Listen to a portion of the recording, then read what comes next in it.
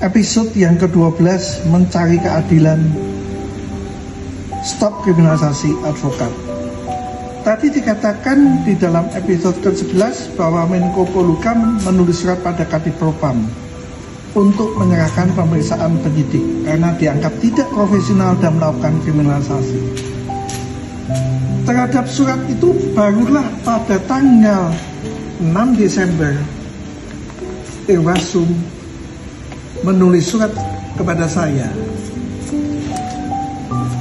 yang mengatakan bahwa langkah-langkah yang akan dilakukan adalah memberikan petunjuk, arahan, meminta laporan kemajuan, melakukan pengkajian, menentukan metode pengawasan, memberikan petunjuk arahan, dan memberikan surat pemberitahuan perkembangan penanganan DUMAS.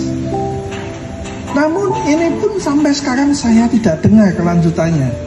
Dan pada tanggal 17 April 2024 saya menulis surat kepada Deputi 4 Menko Polhukam dan kepada Irwasum mempertanyakan kelanjutan dari surat Irwasum tanggal 6 apa? Ya, karena saya sudah ditahan, saya sudah disidang, bukan berarti kasusnya hilang. Logikanya begitu. Tapi kemudian harus dilakukan pemeriksaan terhadap penyidik, terhadap rekayasa-rekayasa yang dilakukan. Jika itu terus terjadi kolaborasi antara lembaga-lembaga penegak hukum, di mana keadilan untuk rakyat. Selanjutnya saya ditetapkan sebagai tersangka oleh Polda Jateng pada 14 Oktober 2023. Rujukannya adalah laporan polisi tentang pemalsuan surat dan memberikan keterangan palsu. Lalu selanjutnya rujukannya adalah tentang SPDP yang ketiga. Seharusnya 22 Februari, ditulis di situ 25 Februari. Ya. Tidak ada rujukan yang dikaitkan dengan putusan dengan terdakwa Ceri. Kemudian setelah ditetapkan tersangka, saya mengajukan pra-peradilan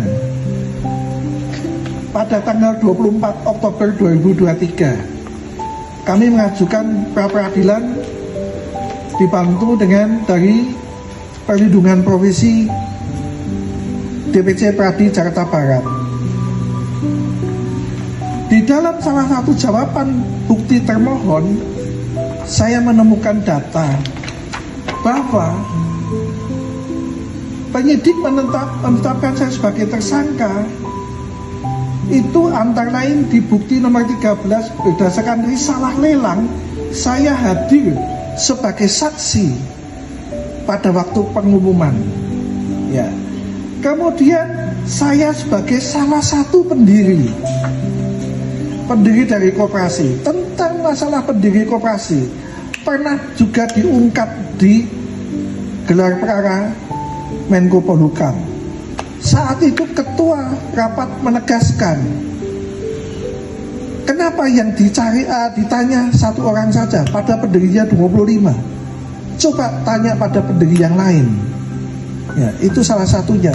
Kedua, saya ini jadi bingung. Pertama kali waktu gelar khusus tanggal 16 Juni 2021, penyidik beranggapan karena koperasi satu atap dengan saya, maka saya yang mengatur semua yang terjadi.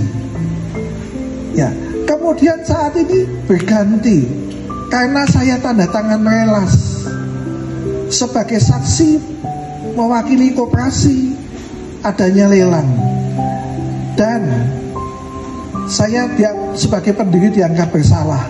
Sudah berganti lagi dalil yang dikemukakan. Pra-peradilan diputuskan ditolak.